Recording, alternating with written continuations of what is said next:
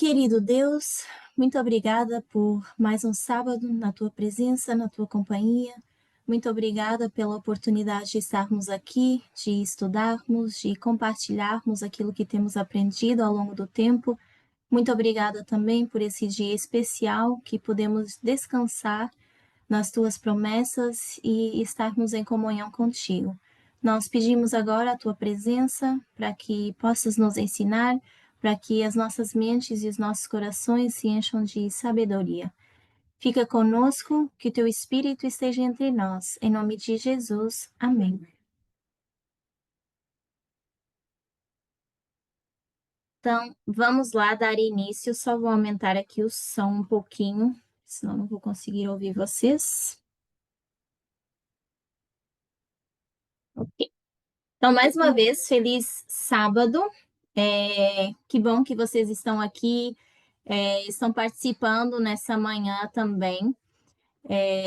Eu resolvi falar um pouquinho mais sobre a lei dominical, porque há umas semanas atrás eu tinha comentado já no grupo que eu queria começar assim, pouco a pouco, revendo palestras que há muito tempo a gente já estudou, ou palestras que têm sido dadas atualmente, mas que às vezes são mais complicadas da gente entender, a gente se depara com questionamentos.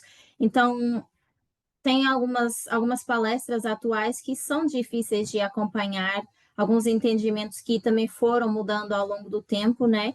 Então, há algumas semanas atrás eu tinha comentado que eu queria voltar um pouquinho atrás e rever alguns tópicos, né? Deixar também um pouco mais aberto caso vocês tivessem questionamentos.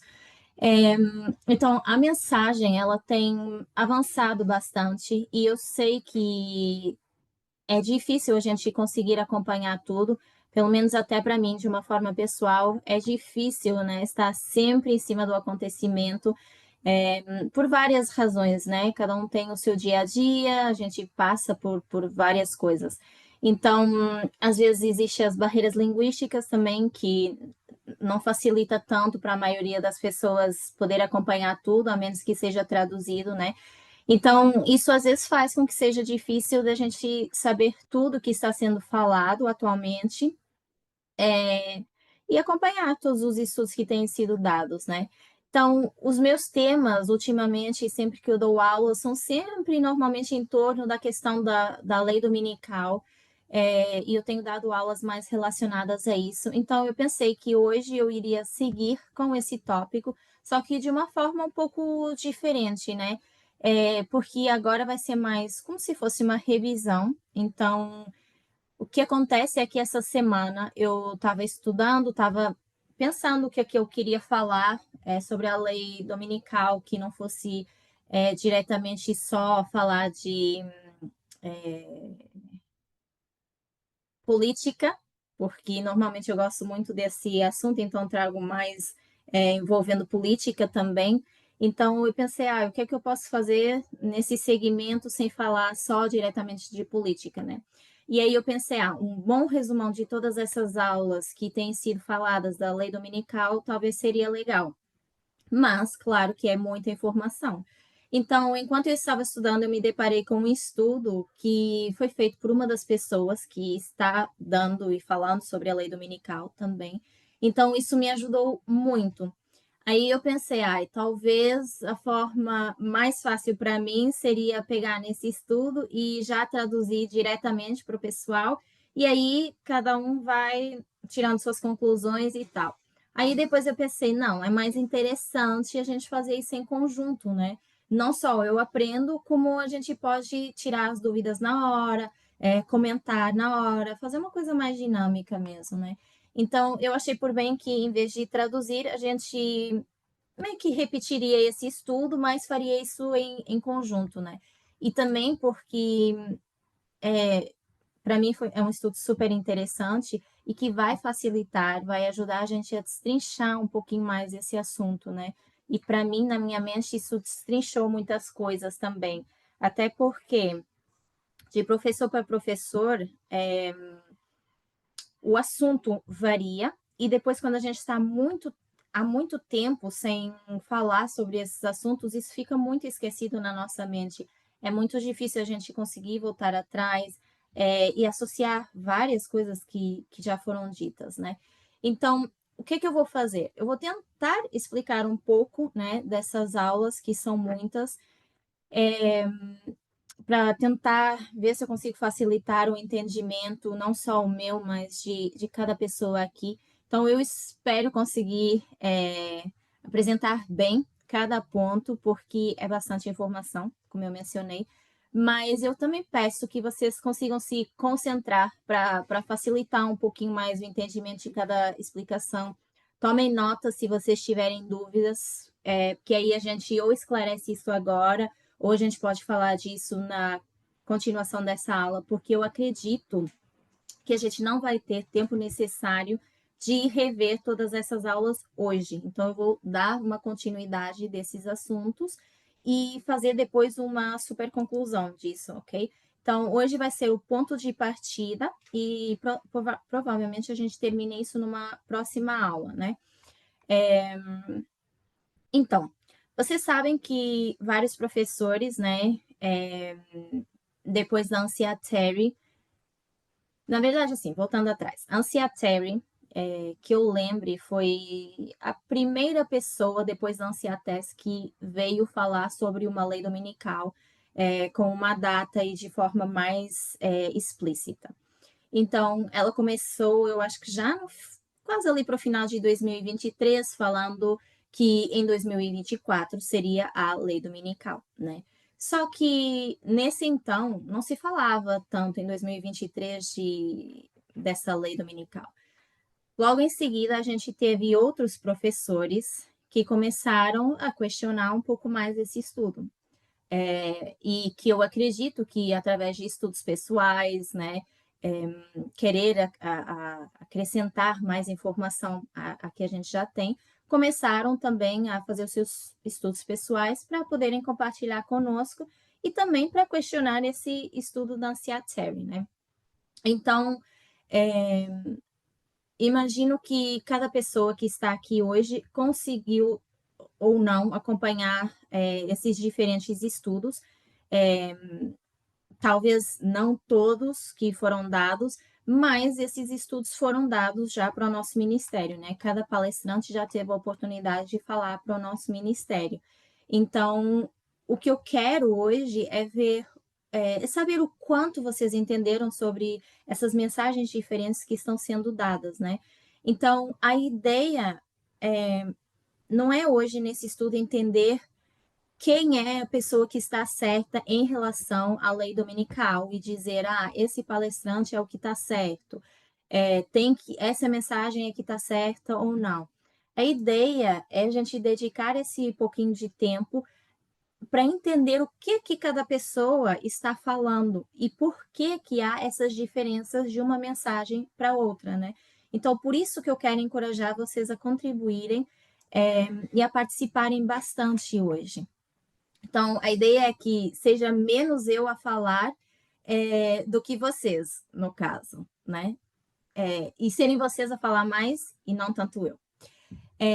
Então, mesmo que eu não tenha as respostas para tudo agora, pode ser que alguém entre nós tenha mais respostas, né? Isso vai nos ajudar. Então, é importante a gente ressaltar por que a gente deve entender como a gente chegou a esse ponto de cada mensagem. A gente precisa entender qual é o nosso papel, qual é a nossa participação ativa agora. Porque a gente tem todos esses professores dando essa mensagem, mas qual é o nosso papel no meio disso tudo? Será que basta que a gente tenha um palestrante, um professor ou um ancião, uma anciã dando essas palestras para a gente e só? Qual é o nosso papel, né? No meio disso tudo, a gente tem também um chamado, né? E esse chamado, além de ser representante de Cristo, como é que a gente vai representar a Cristo? Qual é a forma que a gente vai representar a Cristo, né? Nesse grande conflito. Então, cada pessoa trouxe para nós essa mensagem, né? Certamente por que sentiu que gostaria de contribuir mais para o movimento, estudar mais sobre essas coisas, né? Então, compartilharam o seu entendimento pessoal conosco, né? E isso é o que nos leva a esse ponto de questionar, né, se existe diferença entre cada professor e cada pregador, né? Será que a gente foi chamado para ser professor? Será que a gente é chamado para ser esse palestrante, esse pregador? Seja tanto a nível corporativo como a nível individual, né? É importante a gente saber o que a gente representa. Então, vamos começar por falar agora sobre a mensagem da Helena. Eu vou começar pelo estudo da Helena. Por quê? A Helena, em relação aos outros professores, é um dos estudos que mais se diferencia em questão de mensagem e em questão de datas também, ok? Então, ela traz uma mensagem de lei dominical, né? Só que com uma versão, uma vertente um pouco diferente dos demais. Então, já há algum tempo que a Helena ela tinha iniciado uma série de estudos, né? E essa série de estudos, inicialmente, era sobre o Islã. E depois, ela foi, precisamente por acreditar que eles desempenham um papel profético bastante importante na nossa história, né? Tem esse papel fundamental profético. Ela começou a desenvolver os estudos dela nessa vertente, falando sobre o Islã. Então, a minha primeira pergunta eu não quero dizer para vocês logo de cara, né, quais são os pontos principais e relevantes da mensagem da Helena, mas eu quero perguntar para vocês, quem lembra qual é o ponto principal que trouxe a Helena a compor esses estudos dela? Ela já falou para o nosso ministério, né? Então, como vocês lembram dela iniciar esses estudos? Qual é a base dos estudos da Helena? Me deem assim, não precisa ser numa ordem, me digam aquilo que vocês lembram dos estudos da Helena e depois a gente junta isso e compõe isso juntos. O que vocês lembram do estudo da Helena? Deixa eu abrir aqui o chat. O legal seria que vocês participassem falando mesmo, fica mais fácil, mas eu também tenho o chat aberto, tá?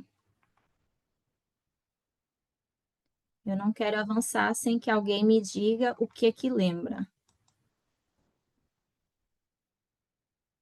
A Bárbara, você quer falar? A Bárbara vai começar. Eu lembro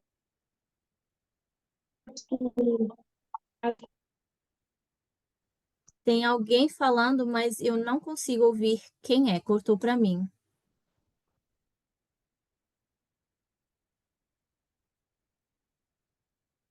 Eu vou deixar a Bárbara comentar aqui primeiro.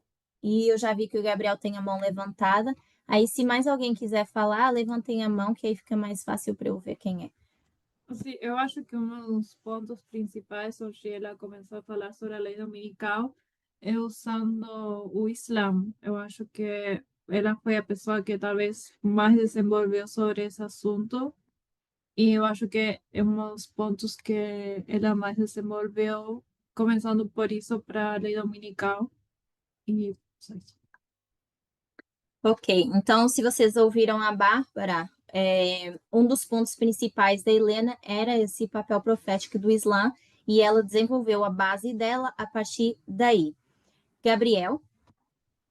Sim, exatamente, mais ou menos por aí que eu queria também falar, que ela faz a conexão, né, do marco do decreto unical com um,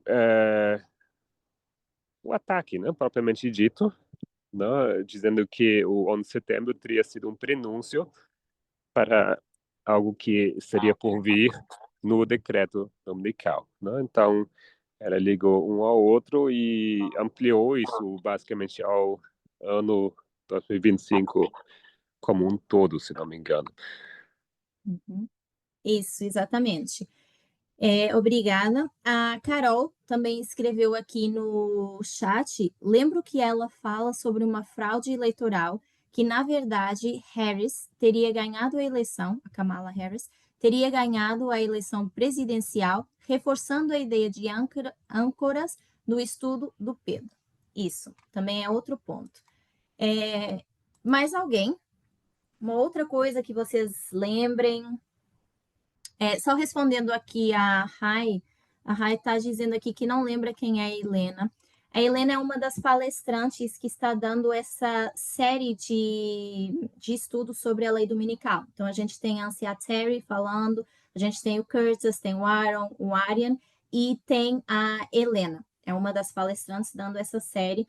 Inclusive, a gente já tem vídeos dela também no canal do livrinho, tá? Que ela já deu essa série para nós. Aí, qualquer coisa você pode revelar, Rai. Mas a gente vai falar um pouquinho também sobre aqui. Então, mais alguém? Uma outra coisa que... A Gail? Também ela fala do Atos 28, versos 3, e ela faz a primeira linha, ela fala de navio Adramatirum e Alexandria. E depois ela fala eu lembro, Elder Tess estava a falar de Puteoli. Puteoli é de julgamento. E ela põe Puteoli na linha, a lei dominical, é de vento oeste. Então, todo esse estudo, ela é mais focada da Isla. Quando a Isla vai atacar, e ela põe por lá na linha com uma marca na lei dominical. Isso. Obrigada. Então, o que a Gayle está falando é que quando ela pegou, né, quando a Helena pega para falar de Atos 27 e Atos 28, ela marca, e eu vou mostrar isso daqui a pouco, ela marca na linha tanto o ponto de Régio como o ponto de Puteoli. No ponto de Puteoli, ela coloca como uma lei dominical, e é aí que entra para ela o papel do Islã, como o Islã atacando naquele ponto ali de lei dominical, ok? Deixa eu ver aqui a da Carol. Ok, é só esclarecendo aí sobre quem é a Helena. Ok, mais alguém? A gente não está com pressa de avançar, tá? Eu não vou fazer esse estudo correndo. Eu quero realmente que a gente vá devagar, entenda. E essa é só a primeira parte do estudo. E por isso é que eu estou fazendo esse estudo, para a gente não consegue entrar em todos os detalhes, mas vamos pelo menos aos pontos principais para a gente saber qual é a diferença de professor para professor, de mensagem para mensagem, tá? Então, eu não tenho pressa de avançar, eu quero que vocês fiquem bem à vontade para falar. Esse é o ponto hoje. Vamos abrir para discussão, vamos abrir para falar mais sobre isso, tá? Nem que a gente tenha que fazer segunda, terceira parte, não tem problema, desde que a gente realmente entenda bem cada ponto, tá? Então, dito isso, mais alguém quer falar? Senão, eu vou seguir aqui. Ui, peraí. Vou fechar aqui.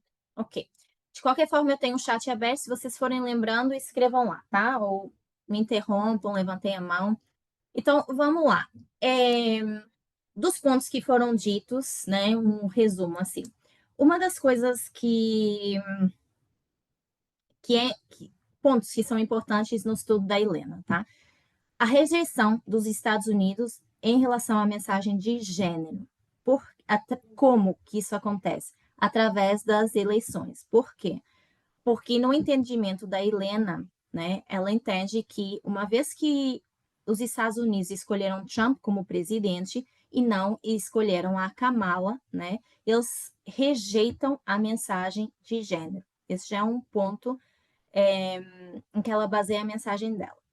Outro ponto que ela comenta é sobre o Islã, mas o Islã radical, atacando na lei dominical.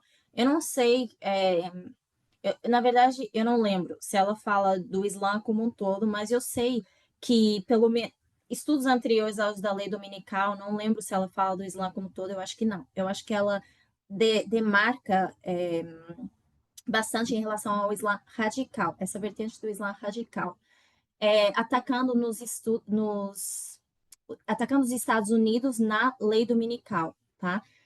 E quando é que ela prediz isso? Ela fala do 2025 como o ano da lei dominical e, supostamente, esse ataque acontecendo no ano de 2025. Só que ela marca o ano de 2025, como o Gabriel falou, como um todo, de princípio a fim esse ano, sem uma data, eu acho ali, específica de quando isso poderia acontecer, mas deixou um alerta de que possivelmente isso irá acontecer. Esse Islã radical atacando os Estados Unidos. Já vi sua mão, Gabriel, já te deixo falar. Depois, o que ela também comenta? Que a Kamala Harris, ela era a graça dos Estados Unidos. E que essa graça que foi dada aos Estados Unidos, ela foi rejeitada. E por isso os Estados Unidos vão ser castigados. E o que é esse castigo dos Estados Unidos? Precisamente o Islã atacando, provavelmente, em 2025, ok? Depois, como a Gayle mencionou também, ela fala, começa como essa base, ela pega em Atos 27, né? E ela pega em simbologia de Atos 27 até Atos 28, né?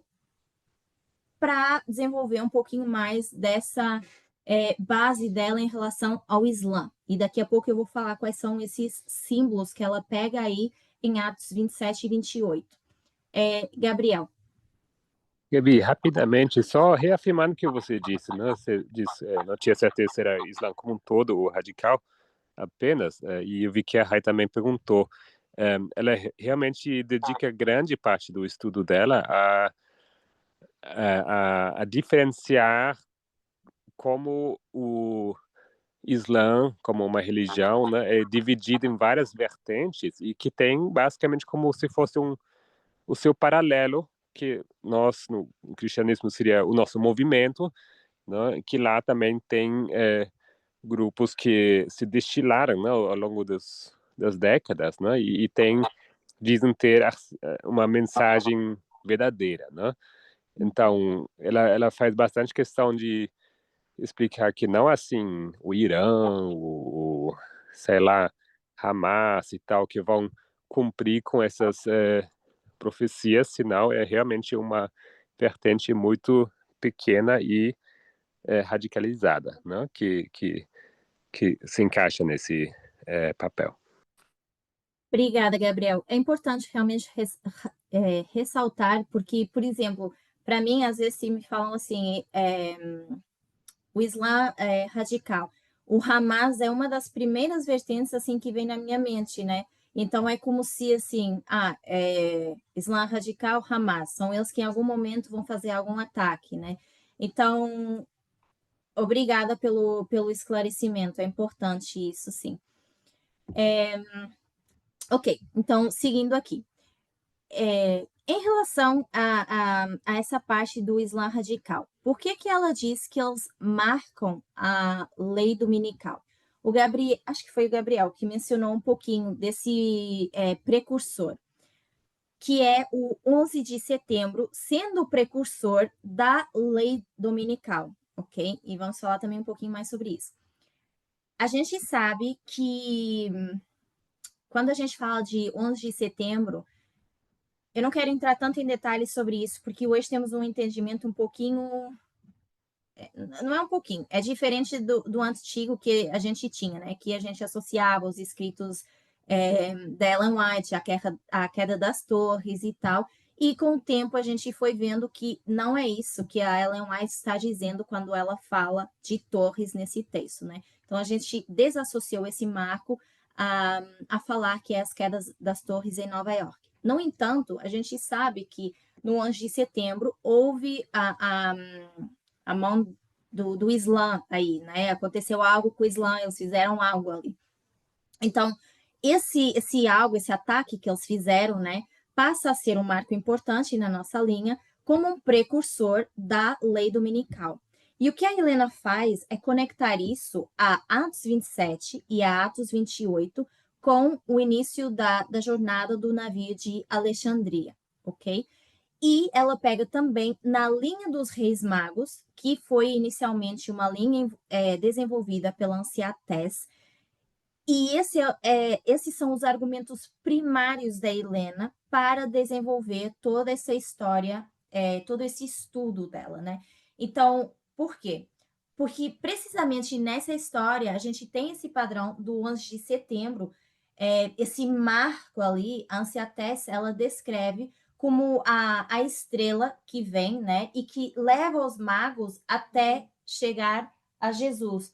E esse seria e os leva até o marco da meia-noite, que a gente marca como sendo a lei dominical. Então, supostamente, a estrela que os leva até Jesus é o mesmo comentário que Ellen White faz em relação a essa história também. Então, é a partir daí que a Ansiatés inicialmente desenvolve essa linha, falando dos reis magos, ok? Fala sobre do 11 de setembro até o período da meia-noite, a estrela que aparece para os magos e que os leva até Jesus, essa estrela que é vista. Só que a Ellen White, ela não fala necessariamente dos marcos como nós falamos, né? Ela não explica a história falando desses marcos de 11 de setembro, meia-noite, lei dominical. Não é assim, ela não usa essa linguagem. Nós aqui fazemos, através de metodologia, fazemos a aplicação dessa forma, ok? Mas eu quero falar um pouquinho do precursor, desse precursor do 11 de setembro, apontando para esse marco da meia-noite. E o que representa esse marco da meia-noite para nós? Primeiro, representa a metade do caminho, que a gente representa como a lei dominical, né? Por isso que a Helena, ela diz, então, que o 11 de setembro e a lei dominical estão conectadas como precursor um do outro, ok? Deixa eu compartilhar a minha tela, que aí eu até vou fazendo aqui a linha, é mais fácil da gente visualizar.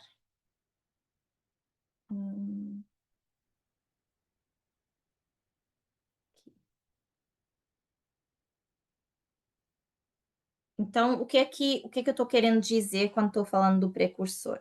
Falando do 11 de setembro, que a gente sabe que tem o antes aqui também na história, né? Mas vou colocar mais ou menos aqui. Então, a gente teria vou colocar assim, 9 do 11. Temos essa estrelinha aqui, que leva até esse marco aqui, que a gente pode marcar como meia-noite, determinando como lei dominical, ok? É a nossa metade do caminho. E isso a gente chama de precursor. O que significa o precursor? O que é um precursor? Antes da gente explicar a importância disso, porque que um é precursor do outro, o que é, na verdade, um precursor? Quem sabe me falar? O que isso significa? Eu entendo precursor como algo que serve tipo de matéria-prima para fazer uma próxima coisa. Que vem antes, não é? Isso. Que vem É um antes. antecessor. Prepara um antecessor. Na verdade, não é um antecessor, mas é alguém que prepara, como, considerando uma pessoa, seria alguém que prepara um caminho. Por exemplo, João foi precursor de Cristo. É alguém que começa uma obra que vai ser terminada por outra pessoa, ou alguma situação que foi feita para que outra pudesse acontecer. Mais ou menos isso. Isso, obrigada, Alda. E obrigada pelos comentários, é isso mesmo. Então, antes da gente entrar até nos detalhes sobre isso, quando a Helena está dizendo que o 11 de setembro seria o precursor da lei dominical, por que ela diria isso? O que ela está querendo dizer com isso? Se é um prenúncio de algo que vai acontecer, o que é esse algo? Ataque do Islã radical. A Gayle mencionou aqui que poderia ser um ataque do Islã radical. Sim, Eu não sei quem está querendo falar. Eu vou só pedir que vocês levantem as mãos, que aí fica mais fácil para mim, porque senão vocês abrem o microfone e eu já não sei quem falou. Então, a Gay está dizendo que poderia ser a representação do Islã radical atacando novamente. O que vocês acham? Vocês têm a mesma ideia? Acham que poderia ser uma outra coisa que ela quer dizer com isso? Os Estados Unidos sendo castigados pelo seu pecado nacional por meio do Islã, a Lara falou. Que mais? O que Não tô vocês têm? achando. Pode falar. Desculpa, Gabi, eu não estou achando aqui no meu celular onde Não tem levanta a problema. mão, eu estou com o meu neto no colo, aí também. Mas, assim, é muito claro, não é? Se o ataque do Islã no 11 de setembro é um precursor para a lei dominical, ela deixa, assim, bem claro para a gente de que seria um outro ataque que traria, por fim, essa lei dominical, que iria declarar, por exemplo, seria uma promulgação. É como algo que começou e que depois vai ser terminado. Então, outro ataque seria, na fala dela, seria o mais óbvio, para, digamos que, finalizar, né, determinar de uma vez essa questão da lei dominical. Isso, ótimo, Alda. Então, eu fico feliz, assim, está ainda bem vivo nas vossas mentes também em relação a esse estudo da Helena, isso é ótimo. Então, quando a gente fala de precursor, né, isso, se a gente pega aí num significado bem simples, assim, isso realmente significa algo que antecipa alguma ideia, algum movimento, alguma tendência, uma descoberta, né, algo que realmente abre um caminho para aquilo que vai acontecer depois. Então, por exemplo, quando a gente está estudando lá os votos batismais, o entendimento que a gente tem em relação a esse precursor é o 11 de setembro simbolizando o fechamento da porta da graça, né? E numa conversa hoje de manhã, esse também foi um dos meus questionamentos, né? Que eu tenho em relação a esse precursor. É se realmente existe a possibilidade de enxergar esse. Porque nas aulas batismais a gente fala aqui a gente está falando 11 de setembro, lei dominical. Mas nas aulas batismais, quando a gente está falando do 11 de setembro, a gente simboliza como um fechamento da porta da graça, né? Então, dependendo da linha, talvez a gente possa também colocar uma lei dominical como sendo um fechamento da porta da graça, mas depende, talvez, se a gente está falando de uma lei dominical nacional ou uma lei dominical mundial. É importante a gente fazer essa diferenciação, ok? É só uma pergunta que eu vou deixar no ar, mas que é crucial a gente entender essa separação que tem sido feita agora entre lei dominical nacional e a mundial, tá? Então, é isso mesmo. A Helena coloca esse 11 de setembro como esse precursor da lei dominical, como sendo um ataque, esse castigo do Islã. Então, em relação a Atos 27 e Atos 28, né? Normalmente nas linhas, o que a gente faz? A gente tenta procurar um padrão, né? Inicial, que é o padrão inicial, e tentar ver esse mesmo padrão no final ou ao longo de uma linha. E é isso que a Helena faz. Então, ela pega nesse padrão inicial aqui, né, de 11 de setembro, e ela diz, ok, se existe esse padrão aqui de Islã radical atacando no início, eu tenho que pegar nesse padrão, achar a simbologia para isso, para eu conseguir colocar isso no final também. Como o ponto de partida dela foi Atos 27, o que vocês acham que ela encontrou em Atos 27 e Atos 28 como simbologia para seguir esse padrão do Islã atacando no fim do mundo, na lei dominical? O que teria em Atos 27 escrito, Atos 28, para Helena pegar de simbologia e dizer, olha, eu enxergo aqui esse padrão e é isso que vai acontecer novamente no fim do mundo. Uma das coisas que a Gi menciona é o vento oriental. Ok? Minha pergunta, Gi, Em que verso eu posso ler sobre esse vento oriental? Em Atos 27 ou Atos 28? Você lembra? Ou alguém lembra, Atos 27 ou Atos 28, onde é que fala sobre esse vento oriental?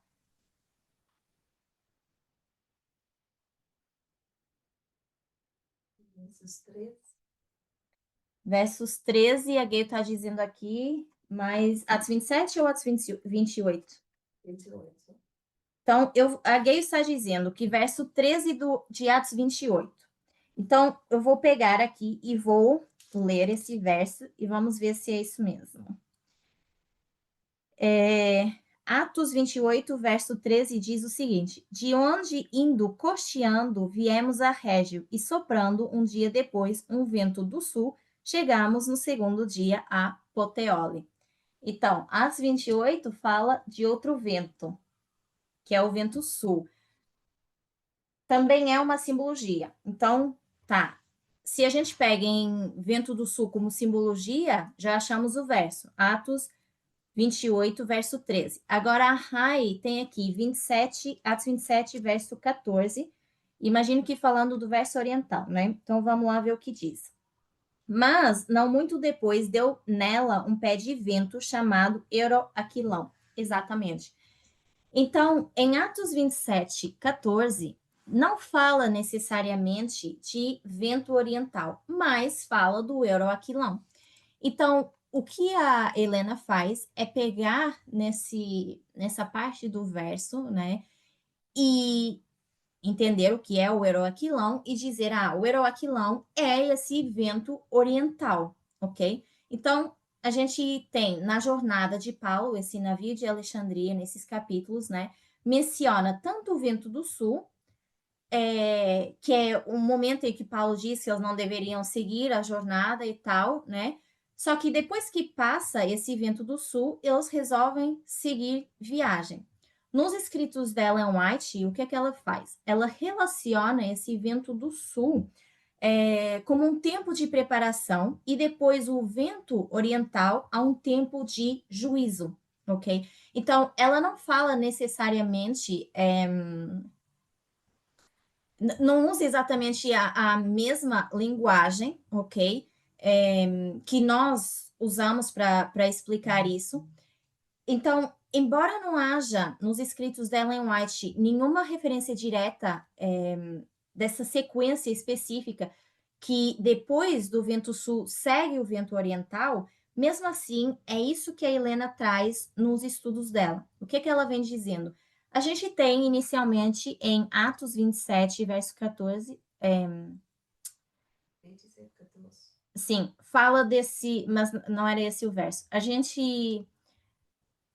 Como a Helena relaciona isso, é que, primeiramente, nessa jornada, a gente tem o vento sul, que é o vento mais brando, aquele vento que vem, mas que seria como uma preparação para algo que vai acontecer depois. O que acontece depois é esse euroaquilão que faz com que eles se desviem, que é esse vento oriental, ok? Só que nos escritos da Ellen White, ela não faz essa referência direta com essa sequência específica, ok? Que depois do vento sul vem esse vento oriental.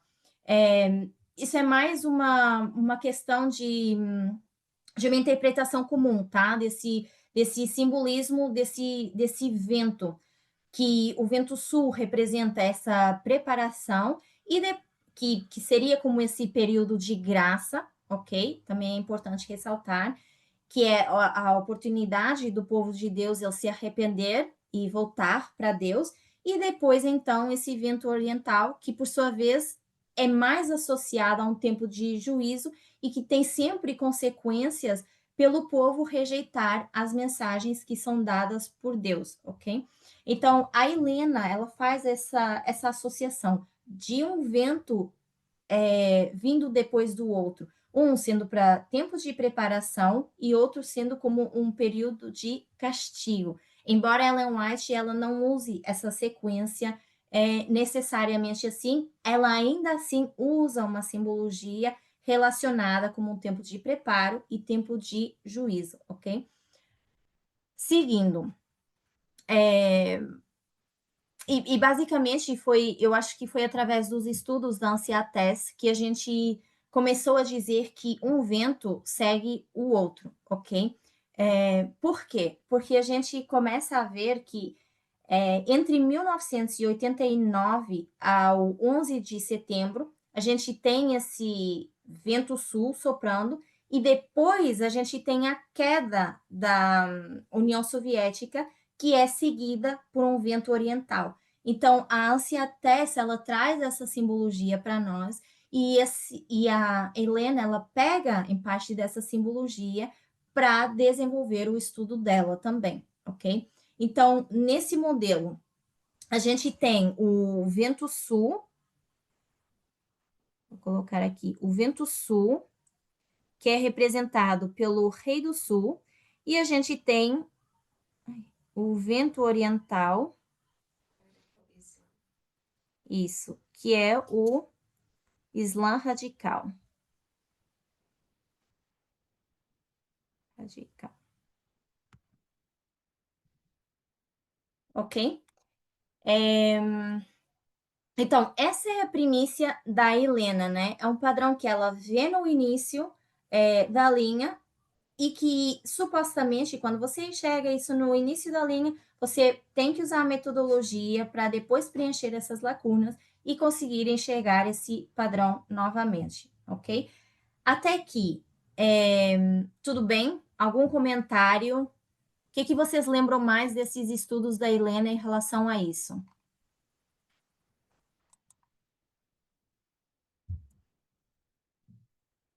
Lembrem que, assim, eu não estou dizendo que isso está certo, que isso está errado, só estou trazendo para nós quais são os pontos que a Helena traz nos estudos dela, ok?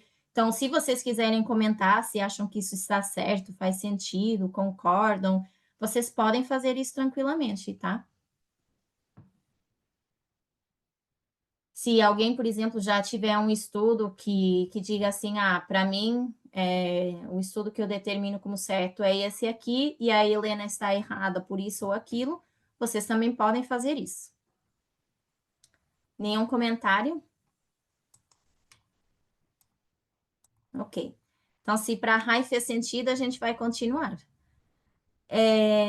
Então, os estudos da Anciates sobre Atos 27, todos normalmente levam até a lei dominical, indo um pouquinho além, falando do fechamento da Porta da Graça, né?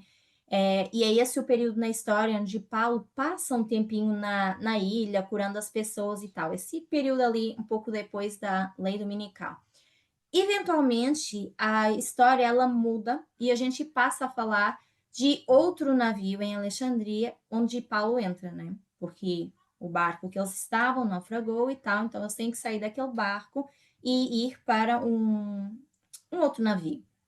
Então, originalmente, Paulo ele estava nesse navio de Adramitino, sai desse navio e a Anciates, ela vê esse padrão repetitivo como com o segundo navio de Alexandria, e o que leva a Helena a criar uma terceira linha, ok?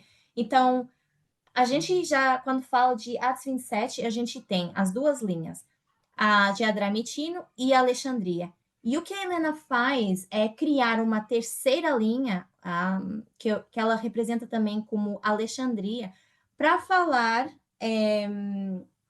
da transição de Paulo de um barco para o outro, ok? E também ela pega nesse padrão que se repete, que é o mesmo padrão que leva ela até a lei dominical.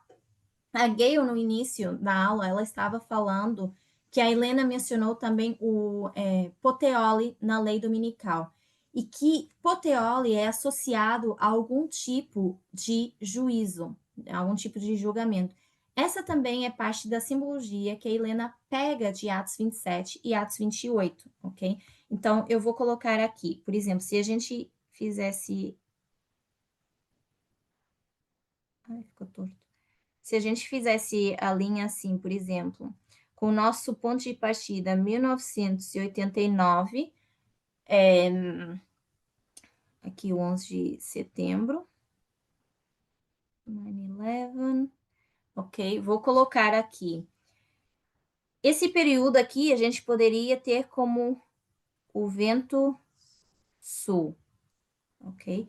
Depois, a partir daqui, a gente, que é o 11 de setembro, a gente vê esse vento oriental. Esse é o nosso padrão inicial que a gente está falando. Mais para frente na linha, talvez eu deveria ter cortado aqui a linha, mas enfim. Mais para frente na linha, como é que a gente vê esse padrão se repetir novamente? A gente teria aqui Pânio, vamos, que ela coloca como Régio, que está em Atos 27. E ela coloca, acho que é assim que se escreve, Puteoli, como sendo... não, vou colocar ao contrário. Peraí. Ela coloca aqui, lei dominical, e aqui seria, então, Puteoli. Acho que é assim, deve ter um acento em algum lugar. Então, um representa o vento do sul e o outro representaria, então, o vento oriental. Então, o vento sul, a gente tem que ver aqui. Um vento sul. Esse tempo de preparação, esse tempo de agitação antes da lei dominical. E depois, então, na lei dominical, a gente vê aqui esse vento oriental, que é o Caxi, ok? Então, basicamente, é esse o padrão que a Helena usa quando ela fala nas aulas dela, né? Gabriela, eu posso fazer a pergunta? Sim, mas vem para mais perto, que é para dar para ouvir aqui. Então, a Gayle quer fazer uma pergunta. Ela não coloca também janeiro 6 com uma agitação aí nessa coisa que tu fizeste agora? Quando eles tentam to overturn the election? Para quebrar a eleição também. A gente vai falar sobre isso daqui a pouco. Então, a Gayle está mencionando o 6 de janeiro também, como um dos pontos que a Helena traz de quando eles tentaram derrubar as eleições aí. Mas eu vou falar disso agora também, ok? Então, essa seria a razão da gente colocar o Islã radical na lei dominical e o 11 de setembro sendo o precursor dessa lei dominical, pelos ventos sul e o vento oriental, sendo o padrão que a Helena tira desses capítulos e também ela vai tirando e interpretando de aulas que foram dadas anteriormente pela Anciã Tess. Nós também podemos mencionar o que seria, o que a Helena menciona, o pecado, né? Que é um pecado que é cometido por esse reino institucionalmente, e que é também uma parte importante, porque atualmente a gente tem professores diferentes falando sobre como eles descrevem o sexto reino e o sétimo reino, essa transição de um reino para o outro. E isso é um ponto muito importante, porque é precisamente um dos pontos em que a maioria dos professores começou a divergir com a Anciã Terry na aula dela, ok? Foi a Anciã Terry que começou a trazer mais essa questão sobre o sexto e sétimo reino, seguindo também depois de aulas do ancião Parminda, mas que muitos professores começaram a questionar essa transição, e que eu acho legal que tenha esse questionamento, sim, porque não é um ponto ainda completamente definido por nós, tá bom? Falta preencher algumas coisas quando a gente fala da transição de um reino para o outro, e é o que está acontecendo atualmente nos estudos, tanto da Anciã Terry como de outros professores, a Anciã Parminda tem mencionado bastante isso, precisamente para a gente tentar identificar mais, saber posicionar mais o papel que tem esses reinos, tá? Quem são esses reinos? Quem representam esses reinos? É o mesmo reino ou não? Então, a gente vai falar um pouquinho também sobre isso quando a gente falar sobre a aula dos outros professores. Então, eu não vou comentar muito sobre isso agora. Então, a forma como a Helena, por exemplo, enxerga esse sexto reino é que esse sexto reino ele comete um pecado. Qual é esse pecado? Esse pecado é aceitar o resultado das eleições e não lutar pela mulher que foi colocada na história, né? Que nesse caso seria uma democrata, Kamala Harris, e fazem uma concessão certificando o resultado das eleições. E eu acho que era esse o ponto que a Gay estava querendo chegar. Então, para a Helena, esse momento ali em que os Estados Unidos eles certificam o resultado das eleições e declaram o Trump como presidente, é uma concessão que eles fazem e é um pecado cometido pelo sexto reino. Essa é a visão da Helena. Só que é um pecado que está conectado à igualdade de gênero, precisamente porque o sexto reino ele rejeita essa mulher como presidente, então ela coloca o peso das eleições para falar também de uma queda democrática. Esse é um dos pontos. O outro ponto também que a gente mencionou é o Islã radical atacando na lei dominical como atado a esse modelo de precursor que a gente mencionou no início da linha, ok?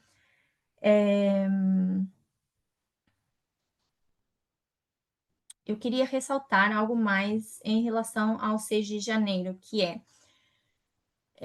em vários dos modelos que a gente mostra onde a gente coloca esse marco de pânico, né, que ela coloca régio, a gente tem aí, a gente fala disso como a agitação antes da lei dominical, que é o que leva à lei dominical. Então, quando acontece esse 6 de janeiro, os republicanos, eles tentam mudar o resultado das eleições, segundo a Helena diz. A intenção deles era dizer que a eleição de Biden ela não deveria ser certificada porque ele roubou as eleições e quem realmente ganhou foi o Trump, ok? Então, quando acontece toda aquela confusão no 6 de janeiro com o Capitólio, né, seria uma pequena agitação antes da lei dominical, ou seria, sei lá, uma pequena lei dominical antes da gente chegar à grande lei dominical. Então, se no 6 de janeiro a gente tem esse acontecimento de uma pequena representação do que seria a grande lei dominical, a Helena diz que a gente deveria ter uma repetição desse marco também, né? Se a gente consegue marcar isso ali naquele marco de régio, pânico, agitação antes da lei dominical, como se fosse uma mini descrição daquilo que seria a grande lei dominical, então que a gente deveria ver isso acontecer novamente. Porque lembre-se, a gente, ou a Helena está pegando em padrões que ela possa repetir tanto no princípio como no final, ou padrões que estão se seguindo conforme a linha vai avançando, tá? Então, esse é um outro ponto que ela faz. E por isso ela não consegue ver o 2024 como sendo a lei dominical. E para ela, a lei dominical, então, teria que ser em 2025. Nesse caso, a agitação, 6 de janeiro, que eles tentam derrubar esse processo eleitoral, né? E a lei dominical grande, onde eles acabam por aceitar Trump, e eles não lutam para que uma mulher ganhe as eleições, eles fazem precisamente o contrário, né? Então, é isso que eu acho que a Helena espera, ou esperava que acontecesse agora, nesse ano de 2025. Só que o que ela faz? Ela não marca uma data específica. Ela começa com... vai de princípio a fim, 2025 para ela. Ela fala de o ano todo de 2025, esses eventos podem ir acontecendo, ok? Um outro ponto que eu quero ressaltar das aulas da Helena é que quando ela fala desse processo eleitoral, ela fala também de um processo não democrático, que tudo isso que aconteceu ali quando o Trump ganhou a eleição isso foi como quebrar a democracia. Só que, quando a gente lê o livro de Como Caem as Democracias, eu não acho que representa necessariamente assim uma queda de uma democracia. Por quê? O fato do povo ter elegido Trump, isso não significa que isso agora já é a minha opinião, tá? Para mim, o fato do povo ter elegido o Trump, isso não significa que a democracia eleitoral, que ela não funcionou. Pelo contrário, o povo teve a oportunidade de eleger quem eles quiseram. E eles foram que escolheram isso. E não importa quais são as consequências que eles estão sofrendo com isso, ainda assim, eles elegeram. Então, o processo democrático, sim, funcionou, na minha visão, ok? Eles foram lá, eles votaram, saíram o resultado das eleições, e todo o processo como deveria acontecer, eu acho que a gente pode ver que aconteceu corretamente. Mas, nos estudos da Helena, eu não sei, eu não quero dizer que ela disse isso, porque eu não sei, mas sei que em alguns estudos já foram mencionados uma fraude eleitoral, em que a eleição, como aconteceu uma fraude, então Trump acaba por ganhar e tal, então que isso quebra também aquele processo democrático e tal. Eu não Gabi? enxergo, só um minuto, já te deixo falar. Então, eu, pessoalmente, eu não consigo enxergar uma quebra no processo democrático dessa forma. Lara. Acho que foi Então, ela? primeiro, em relação à precursão do 11 de setembro, a gente tem que entender o que ela fala agora com a luz da precursão que ela coloca no 11 de setembro. O 11 de setembro, né, a gente teve no anterior um ano eleitoral em que Bush ganhou, teoricamente, Al Gore, que era um vice-presidente, né, de Clinton, se eu não me engano. Então, houve essa fraude, mas é uma fraude alegada, não é que naquela época o mainstream, os canais de informação falavam sobre isso e diziam, não, realmente tá tendo uma fraude. Mas era algo menor, de pessoas que não eram tão grandes, não eram grandes canais de comunicação falando isso. Começou a haver uma investigação naquela época, mas a Suprema Corte decidiu pausar quando estava muito perto de provar essa fraude. E aí temos Bush assumindo e Al Gore, como, né, os democratas eles tendem a ir pro resto democrático, mesmo existendo grandes indícios de que pode haver tido uma fraude, ele deixou Bush assumir. E assumiu, e a gente tem aquele documentário do Michael Moore, que ele coloca, digamos assim, ele começa o documentário com essa cena, com essa suposta fraude, que a gente tem alguns congressistas no 6 de janeiro querendo contestar essa vitória, mas eles precisavam de um senador, eram todos congressistas negros e nenhum senador aceitou e, digamos, se uniu realmente para conseguir passar essa contestação no 6 de janeiro. Então a gente tem esse evento, e aí vem o Michael Moore, mostra essas cenas e coloca o 11 de setembro como realmente uma falha na administração de Trump, e aí a Helena coloca isso como se fosse um castigo ao pecado de não ter realmente lutado pela democracia com a vitória de Gore. Lembrando que isso nunca foi algo que, naquela época, se a gente estivesse em 2000, 2001, claro, por Washington Post, New York Times, eles não estavam falando sobre isso e realmente querendo lutar por isso. Foi algo mais de um setor da sociedade que estava vendo que tinha algo estranho e que tem tendência de que realmente tinha. Michael Moore, que até já colocou como sendo o primeiro anjo para os netineus em algum momento, ele traça essa linha de maneira muito clara até chegar ao 11 de setembro também, porque o Bush teve uma administração terrível, ele quase não ficou em Washington, enfim, a gente vê no documentário.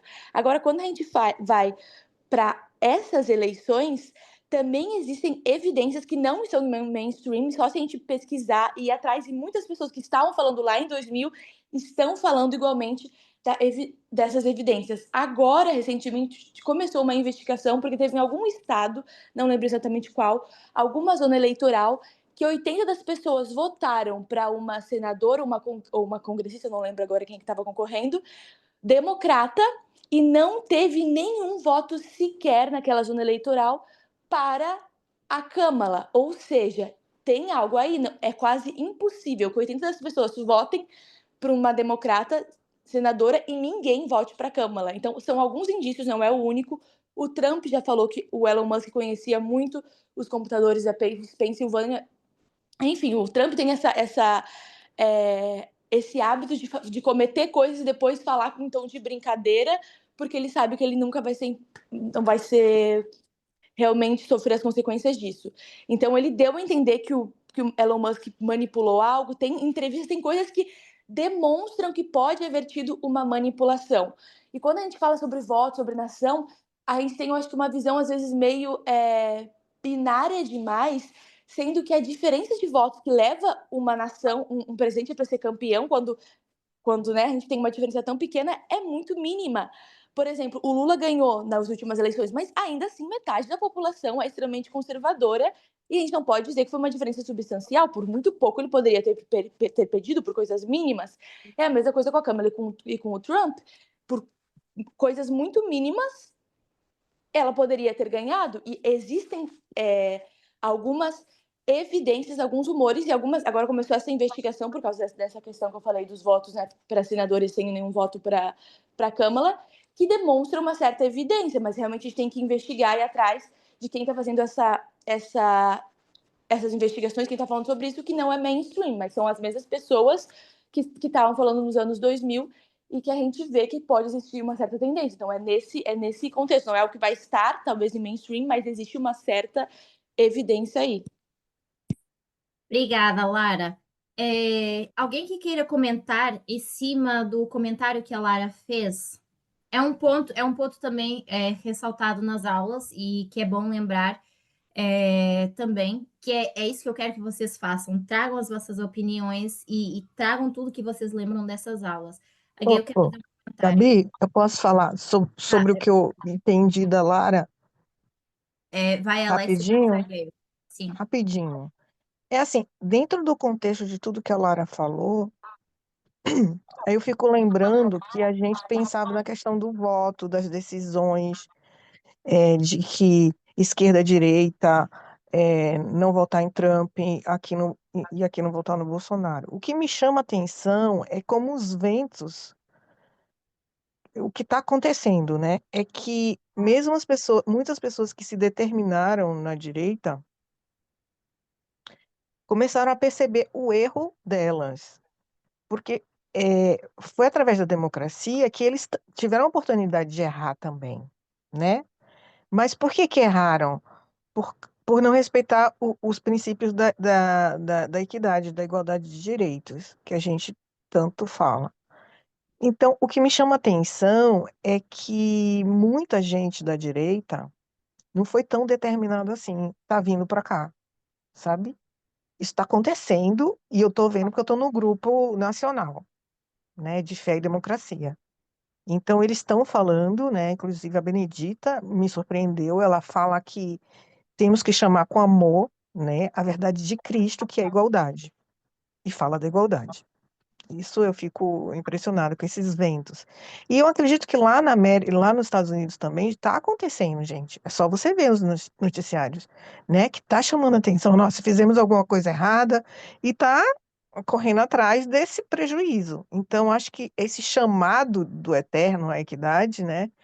Está acontecendo. Então, não foi tão ferro e fogo como a gente pensava em relação ao voto.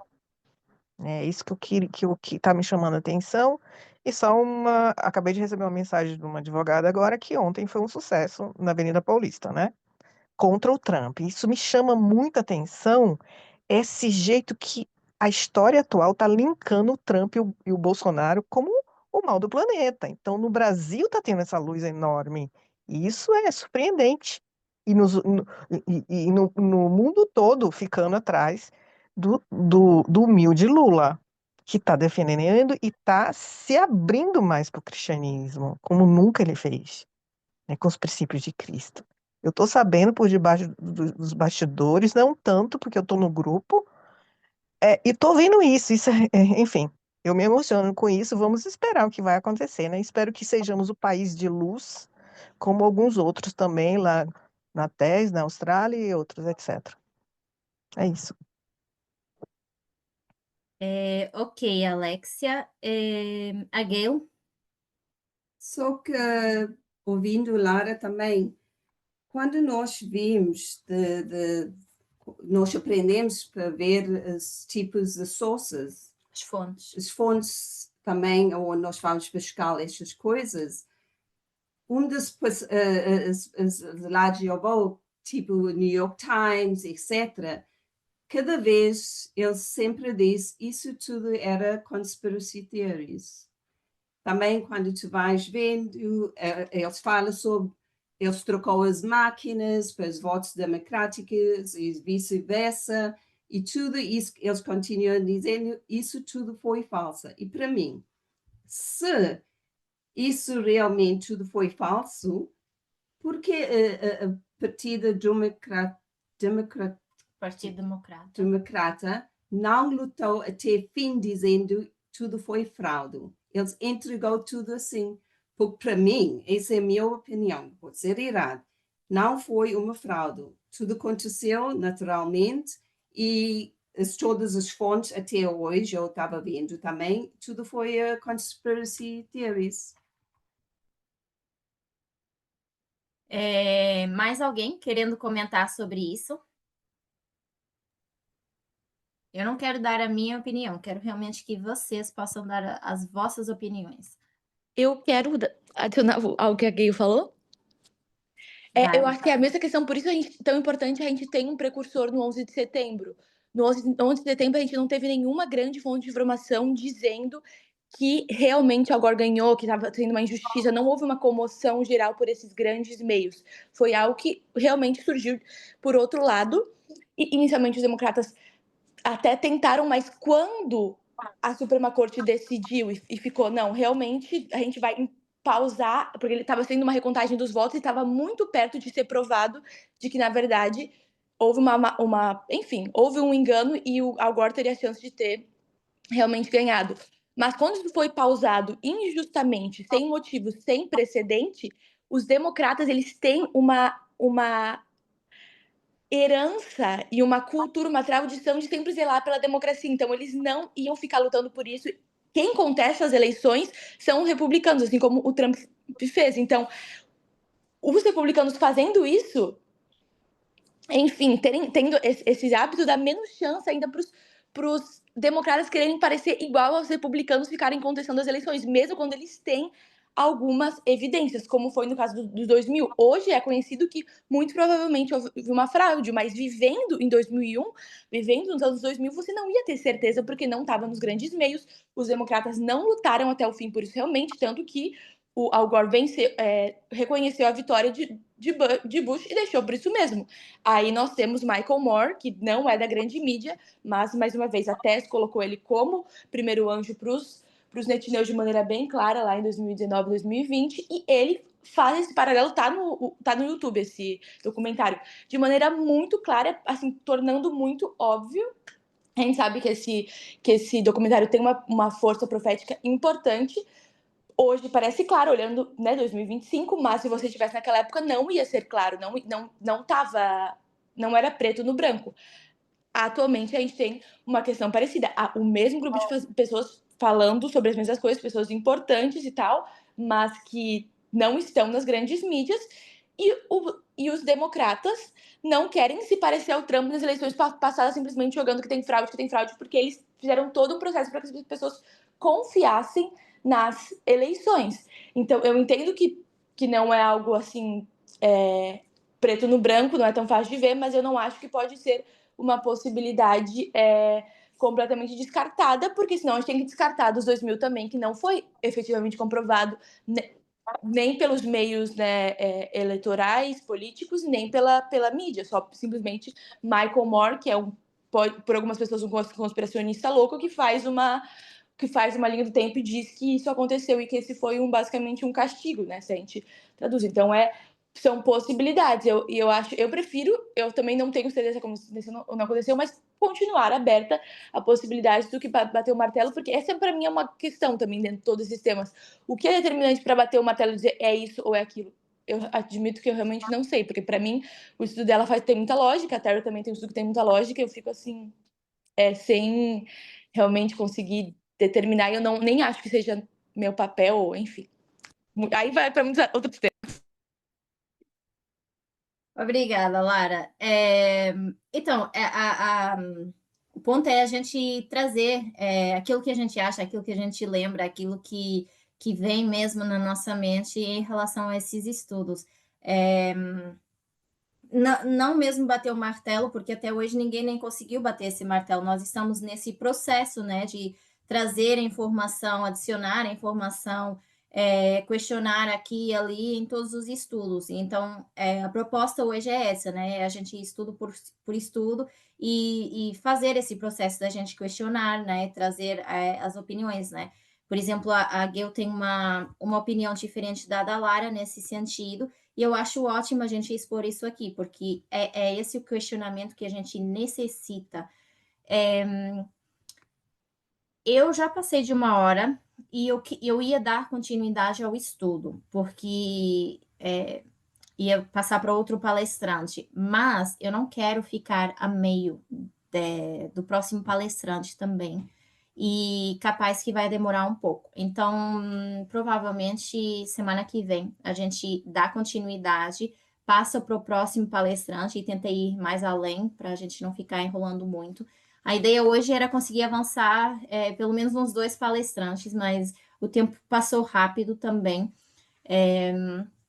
Então, por hoje, a gente vai ficar com essa ideia por alto do estudo da Helena, tá? Então, como eu falei, inicialmente a gente vai trazer todas as informações de todos os professores, todos os estudos, para a gente relembrar o que cada professor fala, qual é a base de cada professor, para determinar, olha, a lei dominical é nesse ano, por causa disso e daquilo.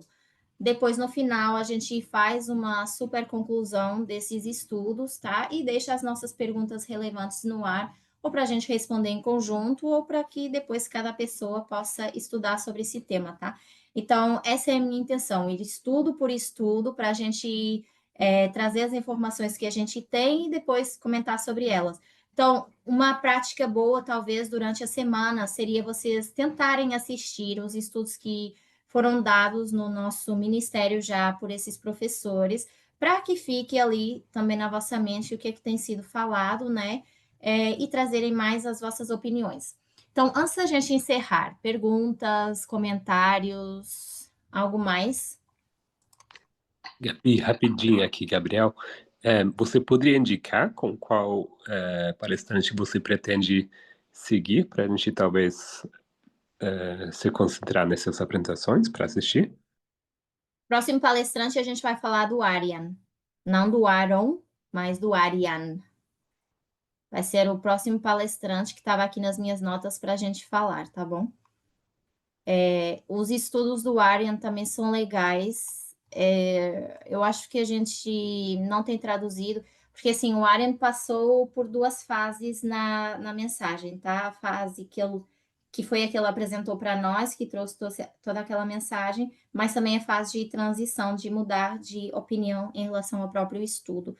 E eu vou trazer essas 2 vertentes para nós, tá? Mas o próximo vai ser o Arian, e se der tempo a gente ainda fala do Aaron, e depois a gente termina falando do Curtis e da Terry, tá bom? E depois a gente faz uma super conclusão de todos.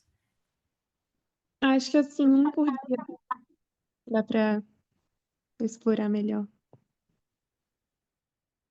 Porque, assim, acaba que eu até pensei que não ia ser tanta informação, que ia ser mais rápido de explicar, né?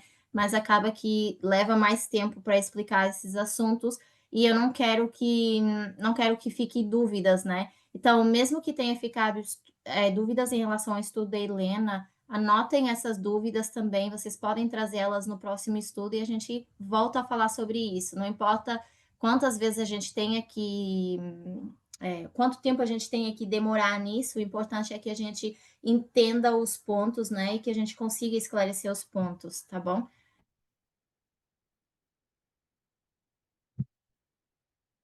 Mais alguma coisa? Senão a gente vai orar e depois dar seguimento aos pedidos e agradecimentos. Gabi, Pode falar. feliz sábado para todas as pessoas e você também. E eu acho que valeu muito a pena, tá? Queria te agradecer em meu nome e eu posso, acho que, falar aqui em nome das outras pessoas também, trouxe um esclarecimento bem grande, foi muito agradável também, é, todas as pessoas dividindo as suas opiniões, e eu queria agradecer porque é uma ideia excelente, e vou me preparar para o próximo, para também fazer participação. Obrigada, tia Rê. Eu entendo que às vezes não é tão fácil participar. Para mim, assim, muita coisa, eu quando estava estudando, muita coisa já estava esquecida na minha mente. São muitos estudos e a gente às vezes acaba misturando a informação também, e depois, às vezes eu ficava assim, ai, quem falou isso, quem falou aquilo, né? E por isso mesmo que eu quero ir muito devagar. E às vezes é difícil a gente replicar ou a gente tentar explicar aquilo que nós ouvimos e que achamos que entendemos, né? Por isso que é bom a participação, porque eu posso achar que eu entendi uma coisa desse estudo e talvez nem era esse o ponto inteiramente que a pessoa estava querendo fazer. Então, por isso que a participação é ótima, né? Não só para mim, como para todo mundo que está participando do estudo. Então, obrigada, tia Rê, também pelo encorajamento. É bom para mim ter essa opinião, porque assim eu sei se vale a pena a gente ir estudo por estudo, né? E a gente passar por isso mais lentamente, né? Eu não quero realmente correr nesses estudos, ok? Mais alguém? Mais alguma coisa? Aqui. Tem? Então vamos orar.